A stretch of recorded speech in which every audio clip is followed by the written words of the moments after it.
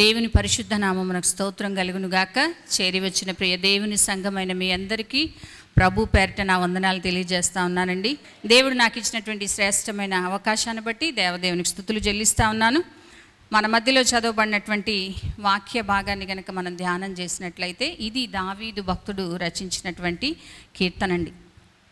దావీదు సృష్టికర్త అయినటువంటి దేవాతి దేవుణ్ణి జ్ఞాపకం చేసుకుంటూ ఈ సృష్టికి మూలమైనటువంటి దేవుణ్ణి, తన నిర్మాణానికి మూలమైనటువంటి దేవుణ్ణి జ్ఞాపకం చేసుకుంటూ ఈ కీర్తన రచించినట్లుగా చూస్తూ ఉన్నాం. ఇందులో రెండు మాటలు మనకి ప్రాముఖ్యంగా కనబడతా ఉన్నాయి. మొట్టమొదటి మనం చూసినట్లయితే దేవుణ్ణి మహిమపరిచే వారంగా ఉండాలి. రెండవదిగా చూస్తే ఆయన యొక్క ధర్మశాస్త్రం అనగా ఆయన యొక్క వాక్యాన్ని మనం ఎల్లప్పుడూ కూడా ధ్యానించే వారిగా ఉంటే, ఆ వాక్యం యొక్క శక్తిని మనం ఎరిగిన వారిగా ఉంటే, ఆ వాక్యం ద్వారా కలిగే ఆశీర్వాదాలు ఏంటో మనం పొందుకునే వారంగా ఉంటాం. కనుక శ్రద్ధగా దేవుని మాటలు ఆలకిద్దామండి. దేవుని వాక్యం వింటున్నప్పుడు దేవుడు మనతో మాట్లాడుతూ ఉంటాడు.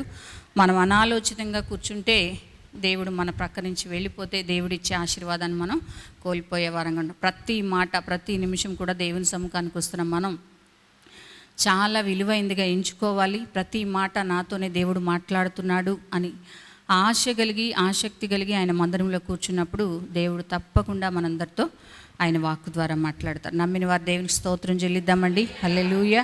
చదవబడినటువంటి వాక్యం 19వ కీర్తన 1-4 వచనాలు నేను చదువుతానండి. 1-4 వచనాలు మనం చదువుకున్నట్లయితే భక్తుడు అంటూ ఉన్నాడు, ఆకాశములు దేవుని మహిమపరచుచున్నవి, అంతరిక్షము ఆయన చేతి పనిని ప్రచురము చేయుచున్నది. ఎలా ఆకాశము దేవుని మహిమపరుస్తుంది, ఎలా అంతరిక్షం ఆయన చేతి పనిని ప్రచురపరచుచు ఉన్నది అంటే అక్కడ భక్తుడు అంటాడు, వాటికి భాష లేదు, స్వరము లేదు, వాటికి వినబడదు. అయినప్పటికీ కూడా ఎలా ఇవన్నీ కూడా దేవుని మహిమపరుస్తున్నాయనంటే అదే వాక్యంలో అంటాడు, పగటికి పగలు బోధ చేయుచున్నది, రాత్రికి రాత్రి జ్ఞానము తెలుపుచున్నది.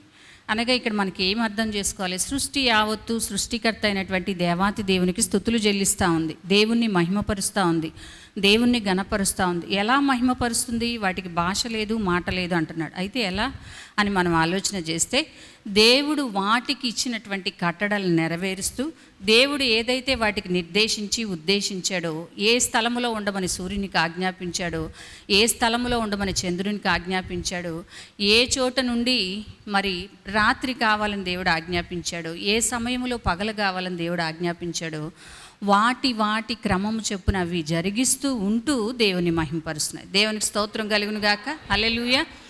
దేవుని మహిమపరచడం, దేవుని ప్రేమించడం, దేవుని గణపరచడం అంటే ఏంటండి? దేవునికి లోబడి ఆయన మనకిచ్చినటువంటి ఆజ్ఞలను, ఆయన మనకిచ్చినటువంటి కట్టడలను నెరవేరుస్తూ దేవుని మాటకు విధేయత చూపడమే దేవుని మహిమపరచడం. దేవునికి స్తోత్రం కలుగును గాక. హల్లెలూయా. అయితే ఆకాశం దేవుని స్తుతిస్తూ ఉంది, సృష్టి స్తుతిస్తూ ఉంది. కానీ నోటి మాటలు ఉన్నవారు, శక్తి కలిగిన వారు 8వ కీర్తనలో భక్తుడు చెప్పినట్లుగా దేవుని కంటే కొంచెం తక్కువ వానిగా చేయబడిన మానవుడు మాత్రం దేవుని స్తుతించడానికి ఇష్టపడట్లేదు, సమయం దొరకట్లేదు కదండి.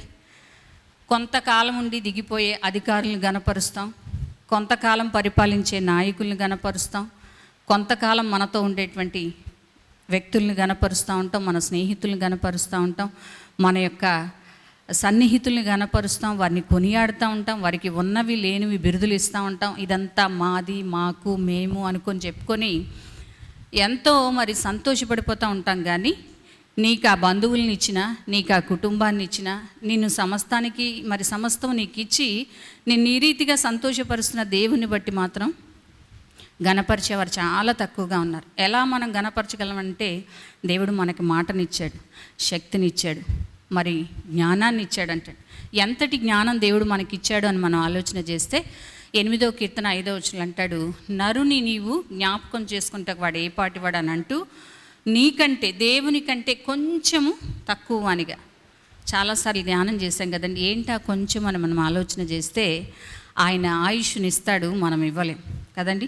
మిగిలినవన్నీ చేస్తున్నారు. మనుషుల్ని ఇప్పుడు చాలా ఈజీగా చంపేస్తున్నారు కూడా. బయట ప్రాణాలు తీయడం చాలా ఈజీ అయిపోయింది. కానీ ప్రాణం ఇవ్వడం అనేది, లేదా జీవాన్ని ఇవ్వడం అనేది ఆయన ఒక్కరికే సాధ్యం. నమ్మిన వారు దేవునికి స్తోత్రం చెల్లిద్దామండి. గనుక మనం ఎల్లప్పుడూ కూడా దేవుని మహిమపరిచేవారిగా ఉండాలి. ఎలా దేవుని మహిమపరుస్తామండి, ఎలా మనం దేవుని మహిమపరచగలమంటే మనం కొన్ని మాటలు చూద్దాం. చూడండి, దేవుని మనం మహిమపరిచేవారిగా ఉండాలంటే ఎలా దేవుని మహిమపరచవచ్చో కొన్ని మాటలు చూద్దాం. 22వ కీర్తన 23వ వచనంలో అంటాడు, స్తుతి చేయుట ద్వారా దేవుణ్ణి మనం మహిమపరచగలుగుతా ఉంటాం. దేవునికి స్తోత్రం కలుగును గాక, హల్లెలూయా. ఎలా దేవునికి మహిమ తెస్తాం మనం స్తుతి చేయించడం ద్వారా? ఎలా అంటే, నీవు పాడుతూ ఉంటే, నీవు ఆరాధన చేస్తూ ఉంటే, నీ గృహంలో నీవు దేవుని స్తుతిస్తూ ఉంటే, దేవుడు నీకు చేసిన మహోపకారాలన్నీ జ్ఞాపకం చేసుకుంటూ, దేవా ఈ దినాన్ని నాకు ఇచ్చావు, నీకు వందనాలు, ఈ రోజు నాకు ఇచ్చావు, నీకు వందనాలు, లేదా నీకు నచ్చిన పాట నీవు వింటూ ఉంటా ఉంటే, నీ గృహంలో నుంచి రక్షణ గుర్చిన సునాదం వినబడతా ఉంటే, అదంతా కూడా స్తుతి చేయడం కదండి. కానీ క్రైస్తవులమైన మన గృహాల నుంచి దేవుడు ఆశపడేది ఏంటండి? రక్షణ గుర్చిన సునాదం వినబడాలి అంటున్నాడు. అంటే మనం కూడా దేవుడు ఎన్నో మనకి పరికరాలను ఇచ్చాడు ఆయన కొనియాడడానికి. నాకు స్వరం లేదండి, నేను పాడలేనండి, నేను మాట్లాడలేనండి అంటే కాదు, కానీ చక్కటి మాధ్యమాలను దేవుడు మనకి ఇచ్చాడు కదండి.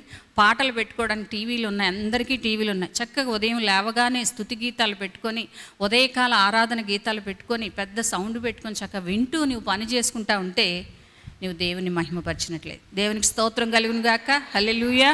కనుక ప్రియ దేవుని సంగమా, స్తుతి చేయుట ద్వారా దేవుని మనం మహిమపరిచేవారిగా ఉండాలి. ఎంతసేపు మనం పొగుడుకోవడం కాదు, కానీ మనకి జీవాన్ని ఇచ్చినటువంటి దేవుని మనం ఎల్లప్పుడూ కూడా స్తుతించేవారిగా ఉండాలి. అందరిలో బహిరంగంగా పాట పాడలేకపోయినా నీ ఒక్కరిదానివి ఇంట్లో ఉన్నప్పుడు దేవునికి స్తుతులు చెల్లించుకోవచ్చు, చక్కగా పాటలు పాడుకోవచ్చు, దేవుణ్ణి గణపరుచుకోవచ్చు, ఒక వాక్యాన్ని తీసుకొని ఆ వాక్యాన్ని ధ్యానం చేసుకోవచ్చు. అలా నీ మాటలు వింటున్న అన్యులు ఏం చేస్తారంటే, వీరి దేవుడు గొప్పవాడు అని చెప్పి ఆయన నామం ఏం చేయబడుతుందంటండి, మహిమపరచబడతా ఉంది. కనుక దేవుని మహిమపరచడం ఎలా అని మనం ఆలోచన చేస్తే, స్తుతి ద్వారా దేవుని మనం మహిమ తేవచ్చు. ఆనాడు ఇశ్రాయేలు ప్రజలందరూ కూడా ఎరికో కోటకోడల్ని ఎలా పగలగొట్టారండి? బిగ్గరగా స్తుతించడం ద్వారా మరి ఆ ఎత్తైనటువంటి ఆ బలమైనటువంటి ఎరికో కోటగోడలన్నీ కూడా కూలిపోయినట్టండి. బిగ్గరగా స్తుతించారు. మానవుని స్వరం ఎంత వస్తుందండి? కాకపోతే దేవుని మాటకు విధేయత చూపించి స్తుతించడం ద్వారా అద్భుతమైనటువంటి కార్యాలు చూశారు. అంత మాత్రమే కాదు, కానీ అక్కడ ఉన్నటువంటి శత్రువులందరూ కూడా దేవుని నామాన్ని మహిమపరిచారు. దేవునికి స్తోత్రం కలుగును గాక, హల్లెలూయా. రెండోదిగా మనం చూస్తే, సత్క్రియలు చేయటం ద్వారా దేవుణ్ణి మనం మహిమపరచవచ్చు అంటారు.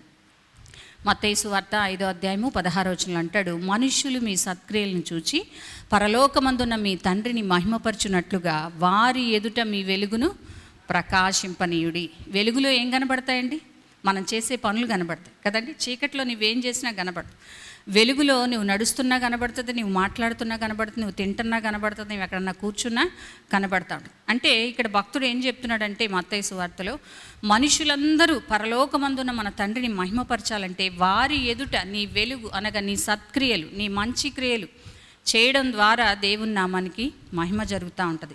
దేవుడు ఏం చేశాడండి? శత్రువుల్ని ప్రేమించాడు. తన బిడ్డలుగా మనల్ని ఏం చేయమంటున్నాడండి? మనం కూడా మన శత్రువుల్ని ప్రేమించేవారిగా ఉండాలి, మన పొరుగువారిని ప్రేమించేవారిగా ఉండాలి, ఆపదలో ఉంటే వారి కొరకు ప్రార్థన చేసేవారిగా ఉండాలి, ఇబ్బందుల్లో ఉన్న వారికి సహాయపడేవారిగా ఉన్నప్పుడు ఇవన్నీ ఏ క్రియలండి? ఇవన్నీ సత్క్రియలు, మంచి క్రియలు. యేసు ప్రభువారే చెప్పారు, ఎవరికైనా అంగీ లేకపోతే ఒక అంగీని ఇమ్మన్నారు కదా, ఆహారం లేని వారికి ఆహారం ఇమ్మని చెప్పాడు.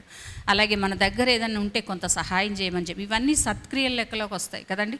ఈ సత్క్రియలు ఎల్లప్పుడూ మనం చేస్తున్నప్పుడు ఏం చేస్తారంటే, వారంతా సత్క్రియ పొందిన వారు దేవుణ్ణి గణపరిచేవారిగా అంటారు. చూడండి, ఒకసారి మనం ఎవరికన్నా ఏదన్నా మేలు చేస్తే వారు కనబడిన వెంటనే అంటారు, వారు అన్యులైనప్పటికీ కూడా వందనాలండి అంటారు. నీ సత్క్రియ ద్వారా అక్కడ ఏమవుతుంది? దేవుని నామం మహిమపరచబడుతుంది. మీ దేవుని కృపను బట్టి మేము బాగున్నామండి అంటారు చాలామంది. ఆ మాట వింటున్నప్పుడు నాకు చాలా సంతోషం అనిపిస్తుంది కదండి. మన ద్వారా, మన క్రియల ద్వారా దేవాతి దేవుని నామము మహిమపరచబడాలి. కనుక మనం ఎల్లప్పుడూ వెలుగు మార్గంలో నడిచేవారు. వెలుగు కలిగిన క్రియలు అనగా సత్క్రియలు, మంచి కార్యాలు చేసినప్పుడు దేవుణ్ణి మనం మహిమపరచగలుగుతాం. మూడోదిగా చూస్తే యోహాను సువార్త 15వ అధ్యాయం 8వ వచనంలో అంటాడు, మీరు బహుగా ఫలించుట ద్వారా నా తండ్రి మహిమపరచబడతాడు. దేవునికి స్తోత్రం కలుగును గాక, హల్లెలూయా. బిడ్డలు పుట్టిన తర్వాత 3 సంవత్సరాలు 10 సంవత్సరాలు వచ్చినప్పుడు 3 సంవత్సరాల వాళ్ళలాగా ఉండిపోయాడు అనుకోండి, తల్లిదండ్రులు చాలా ఆనందిస్తారా? చాలా సంతోషించి వారి సంతోషానికి అవధం లేకుండా ఉంటారండి. ఎదుగుతున్న కొద్దీ, వయసు వస్తున్న కొద్దీ ఏం చేయాలి? పిల్లల్లో మార్పులు రావాలి. పిల్లలు ఎదుగుతున్నారు అని వారి ఎదుగుదలను చూసినప్పుడు తల్లిదండ్రులుగా మనం ఎంత సంతోషిస్తామో, పరిశుద్ధాత్మ దేవుడు తన రక్తం చేత కొనబడినటువంటి బిడ్డలమైన మనం కూడా ఆత్మీయతలో ఎదగాలి. ఎప్పుడూ అదే పరిస్థితిలో, ఎప్పుడూ అదే స్థితిలో, ఎప్పుడూ అదే ప్రార్థనలో, ఎప్పుడూ అదే వాక్య ధ్యానంలో, ఎప్పుడూ అదే లేటుగా మందిరానికి వచ్చే విషయంలో మనం ఉండిపోతే మనల్ని చూస్తున్న దేవుడు బాధపడతాడంట. ఆయన నామం అవమానపరచబడుతుంది. 10 గంటలకు మందిరం అన్నప్పుడు 10 గంటలకల్లా అందరూ వస్తే చుట్టుపక్కల చూసేవారు ఏమనుకుంటే, సంఘమునకు వెలుపట ఉన్న వారికి మీరు మాదిరిగా ఉండండి, వారి ఎదుట మీరు జ్ఞానవంతులుగా ఉండండి. దేవుని నామాన్ని మహిమపరచడం అంటే ఏంటంటే దేవుడు మనకి ఇచ్చినటువంటి కార్యాలను చేయాలి కదండి. మూడవదిగా ఏమన్నాడు? ఫలించాలి. ఎప్పుడు ఫలిస్తాం? ఆ మొక్కలో తీగ అంటుగట్టినప్పుడు మాత్రమే ఫలిస్తుంది కదండి. సంఘములో ప్రతి విశ్వాసి క్రమంగా నాటబడినప్పుడు మాత్రమే ఆత్మీయ ఫలాలు ఫలిస్తాం. లేదండి నేను మా గృహంలోనే ఉంటాను, వాక్యాన్ని వింటాను, ప్రార్థన చేస్తాను, వారానికి ఒకసారి వస్తాను, నేను బహుగా ఫలిస్తానంటే ఏమాత్రం కూడా ఫలింపు అనేది రాదండి. పరలోకమందున్న తండ్రి మన యొద్ద నుంచి ఏం కోరుకుంటున్నాడో తెలుసండి? మనం ఫలించాలి, ఎదగాలి, దినదినం మన విశ్వాస జీవితంలో ఎదగాలి, మన ప్రార్థనా జీవితంలో ఎదగాలి, దేవుని సముఖానికి వచ్చే విషయంలో ఎదగాలి, దేవునికి ఇచ్చే విషయంలో ఎదగాలి, మన సమయాన్ని ఇవ్వాలి, మన ధనాన్ని ఇవ్వాలి, మనల్ని మనం సంపూర్ణంగా దేవునికి సమర్పించుకోవాలి. అప్పుడు మాత్రమే మనం ఫలించేవారిగా ఉంటాం. బహుగా ఫలించడం అంటే ప్రతి విషయంలో నూతనత్వాన్ని కోరుకోవాలి. ఒక మొక్క వేసినప్పుడు ఏం చేస్తాం? దానికి ఫలాల కోసం చూస్తూ ఉంటాం. అది ఫలించలేకపోతే చూసి మన సహనం చాలా తక్కువ కదండి. వెంటనే 1 సంవత్సరానికి వెంటనే దాన్ని తీసేస్తూ ఉంటాం. కానీ దేవాతి దేవుడు అంటూ ఉన్నాడు మత్తయి సువార్తలో, తోటమాలి చెప్తున్నాడంట. తోటమాలి యేసు ప్రభు వారికి సాదృశ్యంగా ఉంది. ఆ మాట మనందరికీ తెలుసు కదండి. అయ్యా, ఈ 1 సంవత్సరం నాకు అవకాశం ఇవ్వు, ఈ మొక్కకు నేను ఎరువు వేస్తాను, మరి చేయవలసిందంతా చేస్తాను. ఈ సంవత్సరం ఫలించినా సరే, లేకపోతే ఏం చేద్దాం? నరికి అగ్నిలో పడవద్దు. యేసు ప్రభు వారు ప్రతి నిత్యము విజ్ఞాపనకర్తగా మన కొరకు దేవునికి మనకు మధ్య నుండి ఆయన విజ్ఞాపన చేస్తున్నాడు. కనుక ఈరోజు మనం ఇక్కడ ఉన్నామండి. లేకపోతే మన ప్రార్థన, మన విశ్వాసం, మన భక్తి చాలా కొద్దిగా అయిపోతుంది. దినాలు పెరుగుతున్న కొద్దీ భక్తిలో వెనకబడిపోతున్నాం, విశ్వాసంలో వెనక్కి వెళ్ళిపోతున్న వారు ఉన్నారు చాలామంది. రక్షణ పొందిన క్రొత్తలో చాలా ఆవేశంతో, ఆసక్తితో ప్రభు సంధికి పరుగులు పెట్టి వచ్చేవారు దినాలు పెరిగే కొద్దీ తగ్గిపోతారు. కానీ భక్తి విషయంలో నీకు నీవే సాధన చేసుకోవాలి. తిమోతి పత్రికలో పౌలు భక్తుడు అంటాడు, సంతుష్టి సహితమైన దైవ భక్తి గొప్ప లాభ సాధనం. ఎవరికి లాభ సాధనం? ఆ తృప్తి నీకు, ఆ భక్తి నీకు సంతృప్తినిస్తే నీకే లాభసాధనం. అనగా అది నీకు లాభాన్ని చేకూరుస్తుంది, దేవునికి దగ్గరగా చేరుస్తుంది, దేవుడిచ్చే ఆశీర్వాదాలు పొందుకోవడానికి కృప చూపుతుంది. గనుక ఆత్మీయతలో మనం ఫలించేవారిగా ఉండాలి. ఫలించాలి అని అంటే దినదినం మన సహవాసం దేవునితో ఉండాలి, అనుదినము వాక్యం ధ్యానించేవారిగా ఉండాలి, ప్రార్థనలో ఎదిగే వారంగా ఉండాలి, దేవుని మందిరానికి వచ్చే వారంగా ఉన్నప్పుడు మనం అధికంగా ఫలిస్తాం. మనం ఫలించడం ద్వారా పరలోకమందున మన తండ్రి మహిమపరచబడతాడు. అంత మాత్రమే కాదు కానీ రోమాపత్రిక 15:5-7 వచనాలు చూస్తే, మీరు ఏక మనస్సు కలిగి ఏకగ్రీవం కలిగిన వారిగా ఉంటే, అనగా ఐక్యత కలిగిన వారైతే మిమ్మల్ని బట్టి దేవుని నామం మహిమపరచబడుతుందట. అపోస్తుల కార్యములు 2వ అధ్యాయంలో చూస్తే, అక్కడ ఆనాటి ఆదిమ అపోస్తులందరూ కూడా వారు ఏక మనసుతో ఏకాత్మతో ప్రభువును స్తుతించుటకు అనుదినము మానక దేవుని మందిరానికి రావడాన్ని బట్టి ఏం జరిగిందంటండి? దినదినము సంఘము అభివృద్ధి జరిగిందంట. ఆ అభివృద్ధి జరగడం ద్వారా ఏం కలిగింది అంటే దేవుని యొక్క ఘననామం అక్కడ ఘనపరచబడింది. దేవునికి స్తోత్రం కలుగును గాక. ఐక్యత ద్వారా దేవుణ్ణి మనం మహిమపరచగలుగుతాం. ఈరోజు దేవుని పిల్లలైన వారి ఆశీర్వాదాలు పొందలేకపోవడానికి, చాలా వెనుకబడిన స్థితిలో ఉండడానికి గల కారణం ఏంటో తెలుసండి? ఒకరంటే ఒకరికి ఐక్యత లేదు, ఒకరి మీద ఒకరికి మనస్ఫూర్తిగా ఒకరినొకరు ప్రేమించే గుణం లేదు. గనుకనే ఈరోజు చాలామంది వెనకపడిపోతున్నారు. ప్రియ దేవుని సంగమా, ఈ ఉదయం దేవుడు మనతో మాట్లాడుతున్నాడు. దేవుని నామం మహిమపరచబడాలంటే సంఘములో ఐక్యత ఉండాలి, కుటుంబంలో ఐక్యత ఉండాలి, వ్యక్తుల మధ్య ఐక్యత ఉండాలి, సమాజంలో ఉన్న ప్రజలతో మనం ఐక్యత కలిగిన వారిగా ఉన్నప్పుడు మాత్రమే మన తండ్రి అయిన దేవుని నామం మహిమపరచబడింది. చివరిగా చూస్తే, పూర్ణ సమర్పణ ద్వారా దేవుని నామాన్ని మనం మహిమపరచవచ్చు అంటండి. 1 కొరింథీ పత్రిక 6వ అధ్యాయం 10వ వచనం, మీరు పరిపూర్ణంగా సజీవ యాగంగా మిమ్మల్ని మీరు దేవునికి సమర్పించుకోవడం ద్వారా మీకున్నటువంటి సమయాన్ని, మీకున్న దేహాన్ని, మీకున్నటువంటి అవకాశాలన్నింటినీ ప్రభు సన్నిధిలో సంపూర్ణంగా సమర్పించుట ద్వారా పరమందు ఉన్నటువంటి దేవుని నామము మహిమపరచబడతాం. ఈరోజు వాక్యం వింటున్న ప్రతి దేవుని సంగమా, దేవుని మహిమపరచడం ఎలాగో దేవుడు అనేక మార్గాలు తెలియజేశాడు కదండి. అనేక విధానాలను దేవుడు ఇక్కడ బైబిల్ గ్రంథం ద్వారా మనతో మాట్లాడాడు. నాకు తెలియదండి దేవుని మహిమపరచడం అంటానికి లేదు. పాటల ద్వారా దేవుని మహిమపరచొచ్చు, ఐక్యత ద్వారా దేవుని మహిమపరచొచ్చు, దేవుని సన్నిధికి వచ్చే విషయంలో దేవుని మహిమపరచొచ్చు, సత్క్రియల ద్వారా మనం దేవుని మహిమపరిచే. ఇవన్నీ కూడా క్రీస్తు యొక్క సుగుణాలు. ఇవన్నీ కలిగినప్పుడు ఈ భూలోకంలో దేవుని నామాన్ని మనం మహిమపరిచేవారిగా అంటాం. భాష లేని, స్వరం లేని, వినబడినటువంటి సృష్టి అంతా దేవుని స్తుతిస్తూ ఉంది. ఎప్పుడైనా మీరు గమనించారండి, సముద్రం ఎప్పుడైనా నేను ఎంతకాలం ఇక్కడ ఉండాలి, ఎంతకాలం ఇందులోనే ఉండాలి అని చెప్పి ఎప్పుడైనా దాటి వస్తే మనం బ్రతుకుతామండి? దేవుడు దానికి నియమించినటువంటి హద్దుల్లో అది ఉంటుంది. అనగా దేవుడు తనకి ఇచ్చినటువంటి మాటకు లోబడి తన కార్యం అది చేస్తూ దేవుణ్ణి మహిమపరుస్తుంది. కనుక దేవుని సంగమా, దేవుడు మనకిచ్చిన ప్రతి అవకాశంలో కూడా దేవుణ్ణి మహిమపరిచే వారిగా ఉందాం, దేవునికి మహిమను ఆరోపించే వారిగా ఉందాం. దేవునికి స్తోత్రం కలుగును గాక. హల్లెలూయా. రెండోదిగా చూడండి. రెండోదిగా చూసినట్లయితే 19వ కీర్తన 7 నుంచి 11 వచనాల్లో దేవుని యొక్క ధర్మశాస్త్రంకు ఉన్నటువంటి శక్తి, లేదా దేవుని వాక్యానికి ఉన్నటువంటి శక్తిని అక్కడ భక్తుడు తెలియజేస్తూ ఉన్నాడు. దేవుని వాక్యాన్ని అనుదినం మనం చదవడం ద్వారా, దాన్ని ధ్యానం చేయడం ద్వారా, దాన్ని వినడం ద్వారా మనకేం కలుగుతుంది? వాక్యం చాలామంది చాలాసార్లు చెప్తా ఉంటే ఏదో అశ్రద్ధగా వింటూ ఉంటారు కదండి. అయితే భక్తుడు అంటాడు, వినుట వలన విశ్వాసం. ఏం వినాలి? దేవుని వాక్యాన్ని వినాలి, దాన్ని చదవాలి, దాన్ని ధ్యానం చేయాలి. యేసుప్రభు వారు చెప్తున్నారు, ఈ మాటలు వినుని వారు మాత్రమే ధన్యులు కాదు, విని దాని ప్రకారం చేసి దాన్ని గైకొని వారు మరీ ధన్యులు అంటున్నాడు. అయితే దేవుని వాక్యాన్ని మనం ధ్యానం చేసినప్పుడు, చదివినప్పుడు, దాన్ని నెమర వేసుకున్నప్పుడు ఏం jరుగుతుంది మానవ జీవితాలని కొన్ని మాటలు మనం చూడండి. మొట్టమొదటిగా చూసినట్లయితే దేవుని వాక్యాన్ని మనం అనుదినము ధ్యానం చేయడం ద్వారా, దాన్ని మన హృదయంలో భద్రపరచుకోవడం ద్వారా మన ప్రాణములు తెప్పరిల్లుతాయంటండి. 19వ కీర్తన 7వ వచనాన్ని ఒకసారి చదవండి. యెహోవా నీతిగల నీ ధర్మశాస్త్రము యథార్థమైనది, అది నా ప్రాణమును తెప్పరిల్ల చేయును. దేవునికి స్తోత్రం కలుగును గాక. హల్లెలూయా.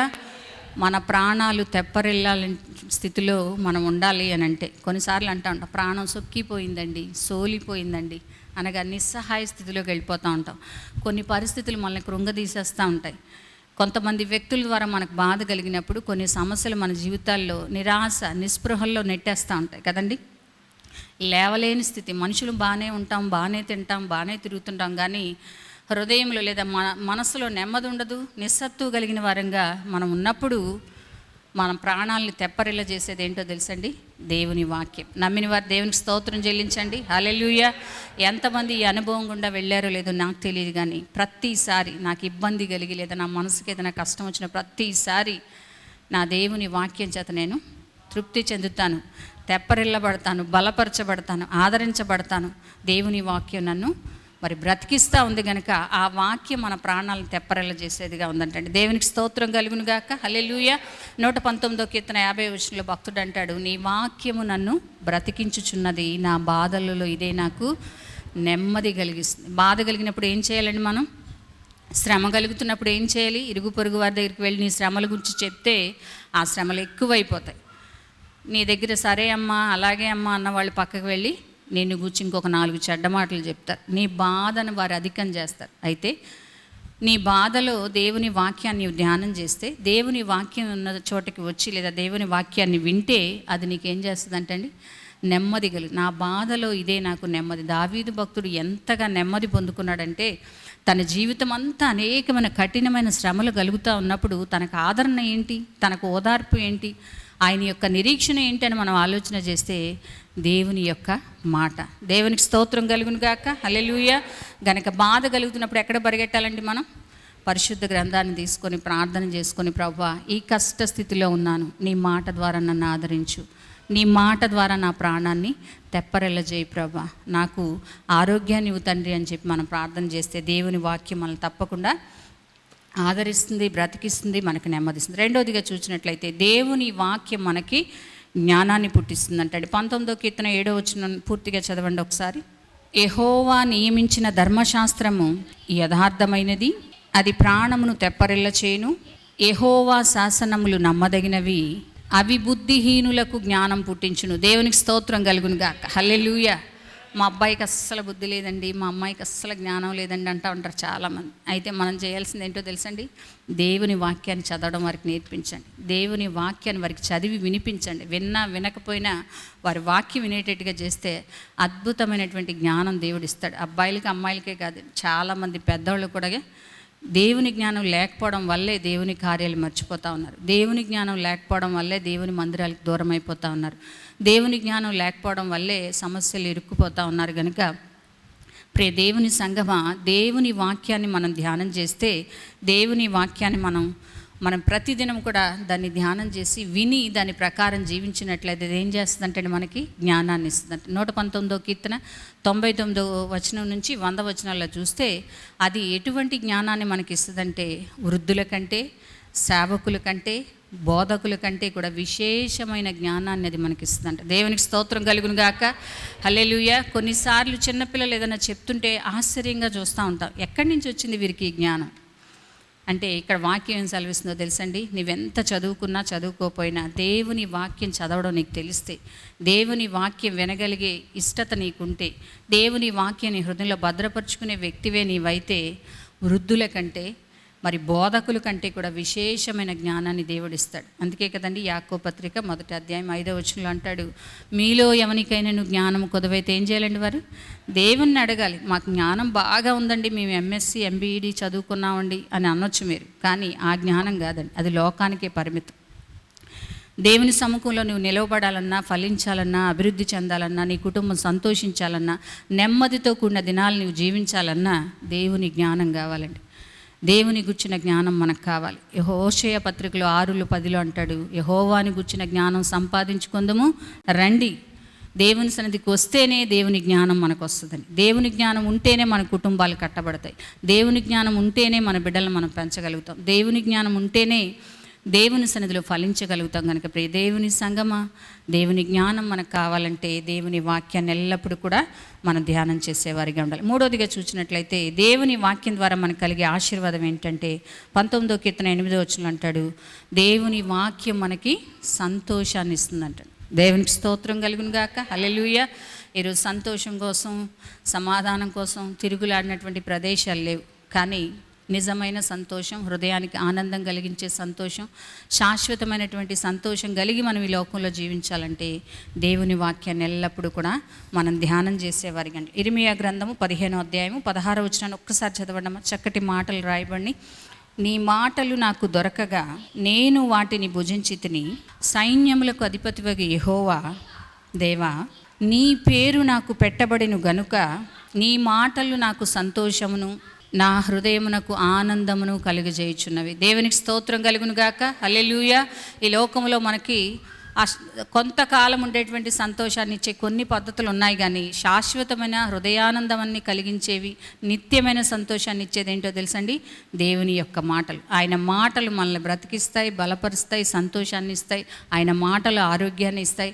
ఆయన మాటలు మనకి నెమ్మది కలుగజేస్తాయి. కనుక దేవుని వాక్యాన్ని ఎల్లప్పుడూ కూడా మనం ధ్యానించి దాన్ని మన హృదయం అనే పలక మీద భద్రపరుచుకునేవారు. చివరిగా మనం చూసినట్లయితే 19వ కీర్తన 8వ వచనంలో అంటాడు, యెహోవా ఉపదేశములు నిర్దోషమైనవి, అవి హృదయమునకు సంతోషం కలిగించును.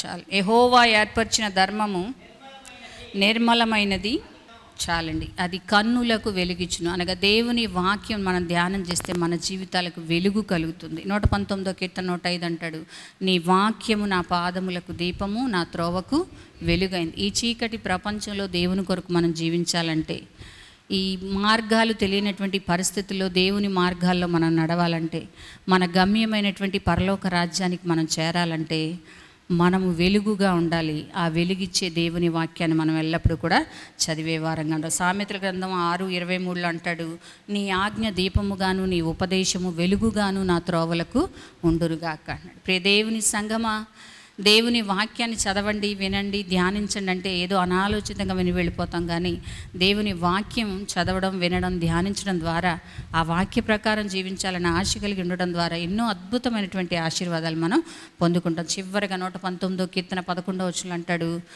నీ ఎదుట నేను పాపం చేయకుండానట్లుగా నా హృదయంలో నీ వాక్యమును నేను ఉంచుకొని ఉన్నాను. దేవునికి స్తోత్రం కలుగును గాక. హల్లెలూయా. అనుక్షణము కూడా మరి పాపము మన చుట్టూ కనబడుతున్నప్పుడు దానిలో పడిపోకుండా మనం ఉండాలంటే, మనల్ని మనం కాపాడుకోవాలంటే, మన భక్తి జీవితాన్ని కాపాడుకోవాలంటే, మనం దేవుని సన్నిధిలో మన యథార్థతను కాపాడుకోవాలంటే, పాపము నుంచి మనం తప్పించబడాలి అంటే దేవుని వాక్యం ఎక్కడ ఉండాలంటండి? మన హృదయంలో ఉండాలి. నీ ఎదుట నేను పాపము చేయకుండానట్లుగా నీ వాక్యము నా హృదయంలో నేను ఉంచుకొని ఉన్నానని దావీదు భక్తుడు చెప్తున్నాడు. గనుకనే తన జీవితంలో మరి ఎన్నడూ కూడా పొరపాటు చేసినట్లుగా మనం చూడట్లేదు. ప్రియ దేవుని సంగమా, ఈ లోకంలో ఉంటున్న మనం, పాపంతో లోకంతో సహవాసం చేస్తున్న మనం పరిశుద్ధంగా జీవించాలన్నా, పరిశుద్ధుడైన దేవునికి ఇష్టలుగా మనం బ్రతకాలన్నా, ఆయన రాకడ కొరకు, ఆయన రాజ్యం కొరకు మనం సిద్ధపడాలన్నా దేవుని మాటలు మనం ధ్యానించే వారిగా ఉండాలి. ఈ ఉదయకాల సమయంలో 2 మాటలు 19వ కీర్తన ద్వారా మనం నేర్చుకున్నాం కదండి. మొట్టమొదటిగా చూస్తే దేవుణ్ణి మనం ఎల్లప్పుడూ కూడా మహిమపరచాలి. మన క్రియల ద్వారా, మన పనుల ద్వారా, మనకున్నటువంటి సమర్పణ ద్వారా, మనం వచ్చే విధానాన్ని బట్టి దేవుని ఎల్లప్పుడూ కూడా దేవుణ్ణి మహిమపరచాలి. ఎప్పటి వరకు మహిమపరచాలి? నేను ఉన్నంతకాలం నేను స్తుతిస్తానంటున్నాడు. 34వ కీర్తన 1వ వచనంలో, యెహోవా నేను ఎల్లప్పుడూ నా జీవితకాలం అంతా కూడా నేను స్తుతిస్తాను. దేవుని స్తుతించే వారిగా ఉందాం. దేవుని వాక్యాన్ని విని దాన్ని మన హృదయాల్లో భద్రపరుచుకొని దాని ప్రకారంగా జీవిస్తూ దేవునికి మహిమ తెచ్చేవారిగా ఉందాం. అట్టి కృప పరిశుద్ధాత్మ దేవుడు మనందరికీ దయచేసి నడిపించునుగాక. ఆమేన్. తల్ల వంచినట్లయితే ప్రార్థన చేసుకుందాం.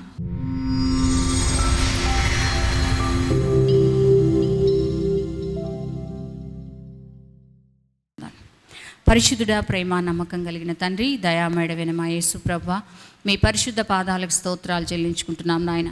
ఈ ఉదయకాల సమయంలో నాయన ఆరాధనలో మీరు మాతో ఉన్నారు తండ్రి. నీ వాక్కు ద్వారా మాతో మాట్లాడినందుకు స్తోత్రాలు నాయన. నిన్ను ఎలా మహిమపరచాలో మాకు నేర్పించారు. నీ వాక్యం ధ్యానించడం ద్వారా కలిగే ఆశీర్వాదాలు ఏంటో మాకు తెలియజేసిన తండ్రి, వినిన నీ మాటలు మా హృదయం అనే పలక మీద భద్రపరచుకోవడానికి సహాయం చేయి. వాక్యానుకూలంగా జీవిస్తూ నీకు మహిమ తెస్తూ అనేకులు ఎదుట నీ సాక్షులుగా జీవించే కృప నీ బిడ్డలమైన అందరికీ దయచేయమని మీకే సమస్తమైన మహిమ, ఘనత, ప్రభావాలు ఆరోపిస్తూ యేసయ్య నామములో ప్రార్థించి వేడుకొంచున్నాం మా పరమ తండ్రి. ఆమేన్.